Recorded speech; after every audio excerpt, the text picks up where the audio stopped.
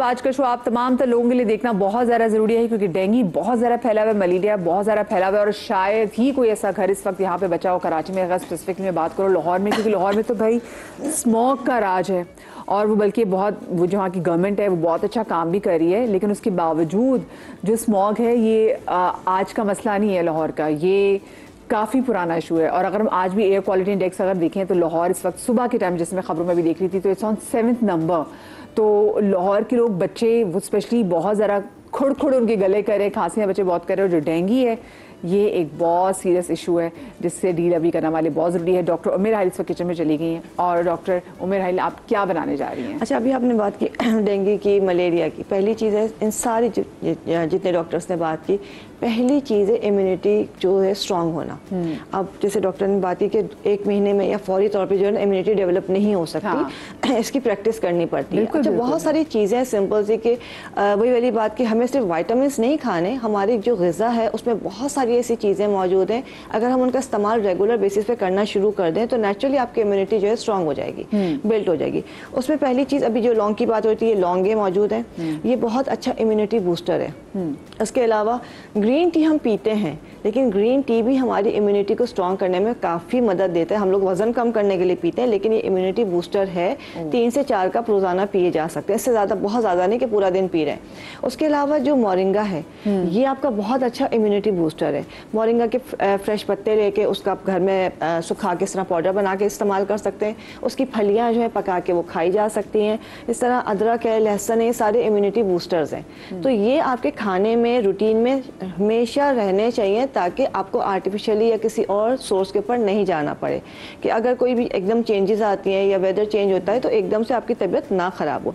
अब बात हो रही थी डेंगू की, मलेरिया के, पपाया जो लीव्स हैं, पपीते के पत्तों की बात हुई, बहुत चल रहा है कि पपीते के पत्ते पीने चाहिए फ़ौरन। जो अगर होता है आपको पता चलता है, पपीते के पत्ते लेमन जूस डाल के आपने पीना है। साथ साथ जो है वो तो एक चीज़ पी ली, लेकिन हर किसी को पपीते के पत्ते नहीं मिल रहे होते हैं। बिल्कुल। डेंगू के अंदर अगर बात करें तो सिर्फ उसमें बुखार की कैफियत हो गई, प्लेटलेट्स हो गए, और जो हड्डियाँ बहुत, जिस्म बहुत दुखता है, बेतहाशा तकलीफ होती है।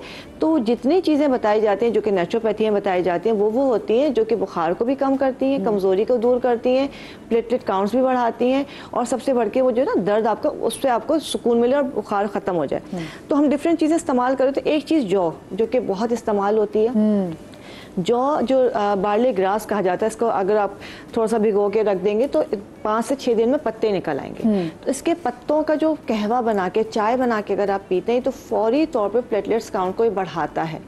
अगर इतना टाइम नहीं है तो सिर्फ आपने बार्ले का जो है, मतलब उसका पानी पका के चाय की तरह, और ये पानी पीना है कहवे की तरह, टी बना के। उसमें आप शहद ऐड कर सकते हैं, चुटकी भर लौंग या काली मिर्च ऐड कर सकते हैं। तो ये बहुत, जिसका एकदम से प्लेटलेट्स गिर रहे हैं, किसी भी वजह से गिर रहे हैं, तो आप फौरी तौर पे, अगर पपीते के पत्ते नहीं है तो ये जो है बार्ले जो है जौ इस्तेमाल करना शुरू कर दें। अच्छा, वैसे भी घरों में जौ की रोटी कितनी अच्छी है? बहुत अच्छी है, कमज़ोरी को दूर करती है, आपकी हड्डियों के लिए बहुत अच्छी है, आपकी एनर्जी के लिए बहुत अच्छी है, तो इस्तेमाल करनी चाहिए। और जौ तो घर में मौजूद होता ही है, कि कभी किसी चीज़ में, कभी किसी चीज़ में। दूसरा, अब अनार का सीज़न शुरू हो गया, अनार कितना मिल रहा है, तो अनार भी इस मामले में, इस सिलसिले में बहुत हेल्पफुल होता है कि आपकी जो है कमज़ोरी को दूर करने के अलावा प्लेटलेट्स काउंट को बढ़ाने के लिए।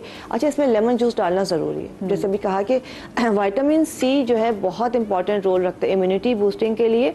साथ साथ जो भी चीज़ इस्तेमाल करें आपकी इम्यूनिटी बूस्ट करेगी, तो आपकी बॉडी के अंदर वो चीज़ जाके एब्जॉर्ब होगी। तो आप लेमन जूस ज़रूर इसके अंदर थोड़ा सा डालें, और अनार जो है उसका जूस आपने पीना है।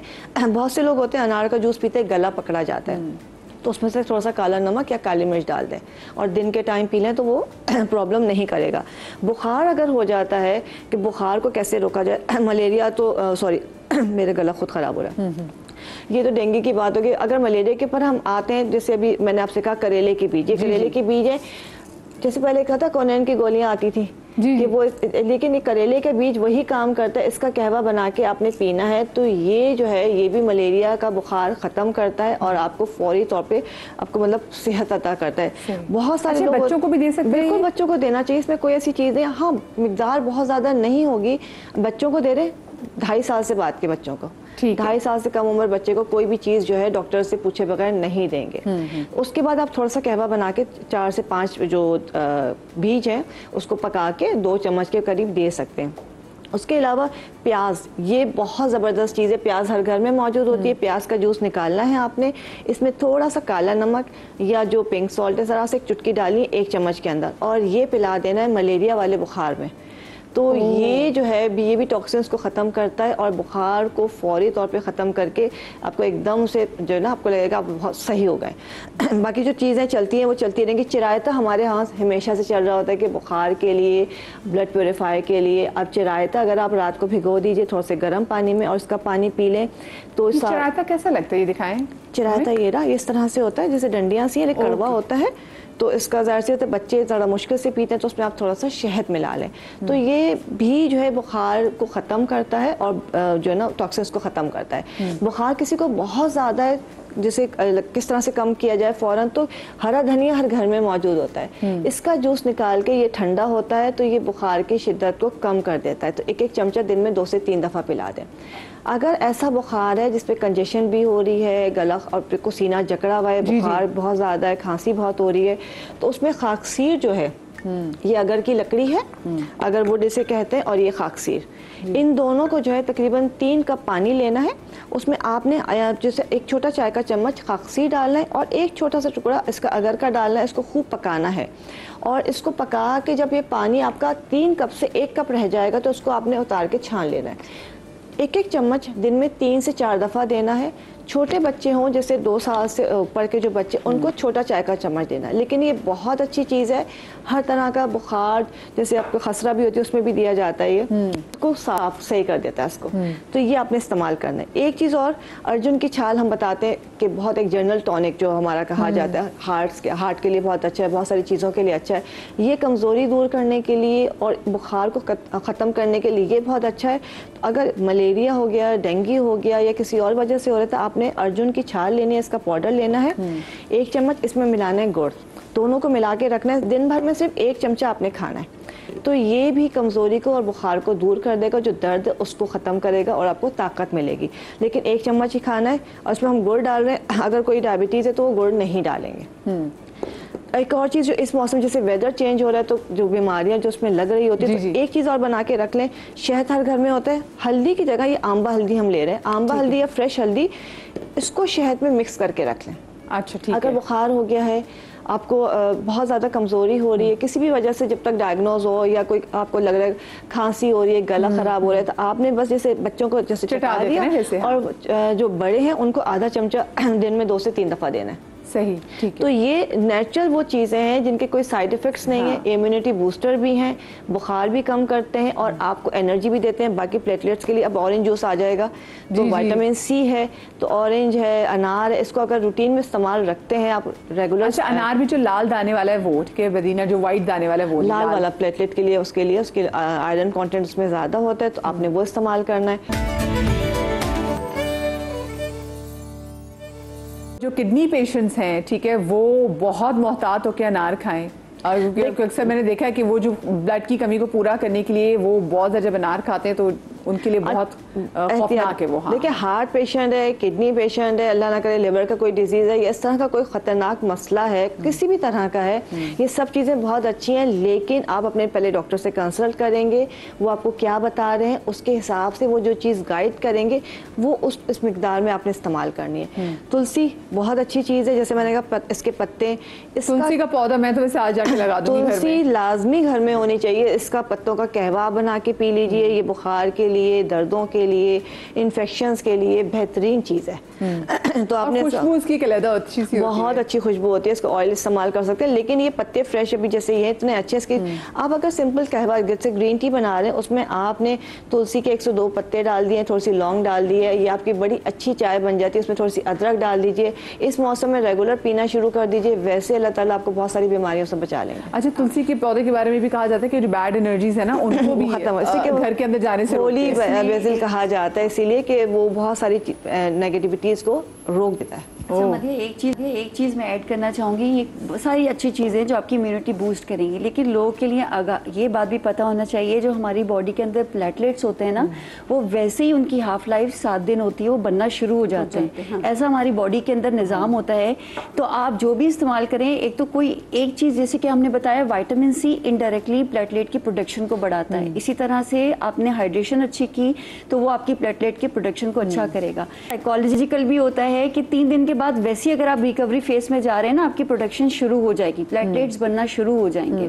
तो ये जहन में बात रखना चाहिए कि हमारे प्लेटलेट्स जो है ना, एक जैसे कि बहुत सारी मैंने देखा था कि वो पपीते के पत्ते की टैबलेट्स भी आ गई थी, तो लोग उसके पीछे भाग रहे हैं। अपनी एनर्जी इसमें वेस्ट ना करें। अल्लाह ताला ने निज़ाम बॉडी के अंदर ऐसा रखा है कि आपकी मतलब जहाँ कमी होती है हमारी बॉडी के अंदर सिग्नल्स जाते हैं और हमारी चीज़ें बेहतर हुई ना, तो वो चीज़ प्रोड्यूस होना शुरू हो जाती है। हाँ, 2-3 एहतियातें मैं ज़रूर कहूँगी कि पैनाडोल के अलावा एस्पिरिन या ब्रोफीन वगैरह का इस्तेमाल ना करें। तो खून पतला करती है, क्योंकि ये खून पतला करती है। वैसी प्लेटलेट्स कम होते हैं तो अल्लाह ना करे ब्लीडिंग के चांसेस होते हैं। तो इसीलिए कहा जाता है कि 1-2 दिन में अगर आपका फीवर सेटल नहीं हो रहा तो लाजमी अपने मॉलिज के साथ रुजू करें, ताकि एक CBC एक आपका ब्लड एक टेस्ट होता है, उस पर काफ़ी चीज़ें क्लियर हो जाती है। फिर उसके अकॉर्डिंगली हम डायग्नोस्टिक टेस्ट हैं, या उनको चाहे मलेरिया हो या टाइफॉइड हो या कोई भी आपकी बैक्टीरियल निमोनिया वगैरह है, वो इन्फेक्शन हो, तो हम काफ़ी चीज़ें हमें CBC पे क्लियर हो जाती हैं। उसके बाद हम फर्दर डायग्नोस्टिक टेस्ट की तरफ जा सकते हैं।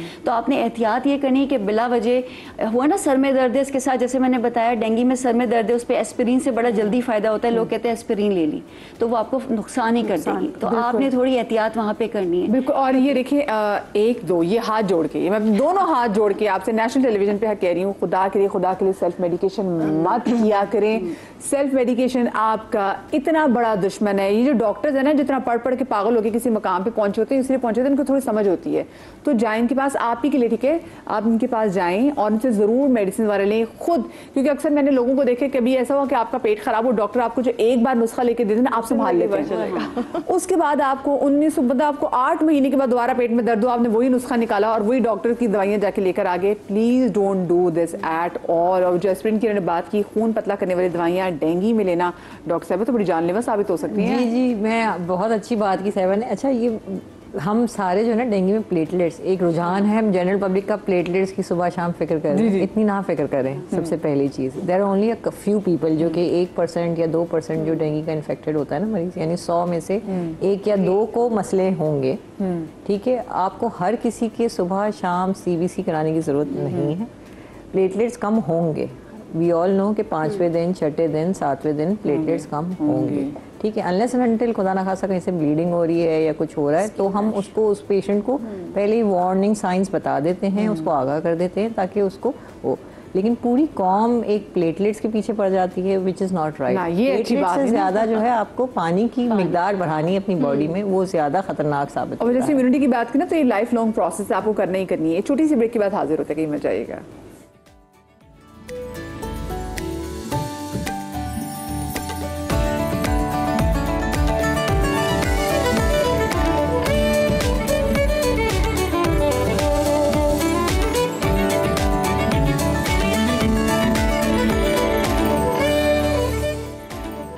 Welcome back after the break. और ब्रेक के बाद मैं ज्वाइन किया है डॉक्टर मुजाहिद हुसैन ने, जो कि consultant pulmonologist in this hospital से इनका ताल्लुक है। अस्सलाम वालेकुम डॉक्टर मुजाहिद, आपको भी अपने शो में खुश आमदीद कहेंगे। और क्योंकि आज हम बात कर रहे हैं जो जितनी भी वायरल डिजीज़ इस वक्त चल रही हैं, इसमें स्पेसिफिकली अगर मैं बात करूँ डेंगू की, मलेरिया की, तो इसमें मैं इम्यूनिटी बहुत ज़्यादा बिल्ड करनी है, जिस पर ब्रेक पर जाने से पहले डॉक्टर मेरे राहिल ने हमें काफ़ी चीज़ें बताई। और हम अब आखिरी चीज़ क्या बता रहे हैं डॉक्टर राहिल?